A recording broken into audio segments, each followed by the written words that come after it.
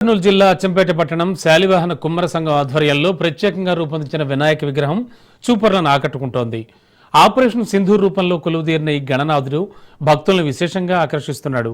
అచ్చంపేట శాలివాహన కుమ్మర సంఘం ప్రతి ఏటా వినాయక నవరాత్రుల్లో తమ ప్రత్యేకతను చాటుకుంటూనే ఉంటుంది. అయితే ఈసారి ఆపరేషన్ సింధూర్ రూపంలో కొలువుదీరిన వినాయకుడి రూపం అందరినీ ఆశ్చర్యపరుస్తోంది. సింధూరంతో అలంకరించిన మహాగణపతి అర్చనలు మంగళహారతుల మధ్య మరింత ఆధ్యాత్మిక వాతావరణాన్ని కలిగిస్తున్నాడు. భక్తిభావం, ఆధ్యాత్మిక ఆనందం ఇవన్నీ కలగలిసినట్టుగా అచ్చంపేటలో ఈసారి వినాయక నవరాత్రులు అలరిస్తున్నాయి.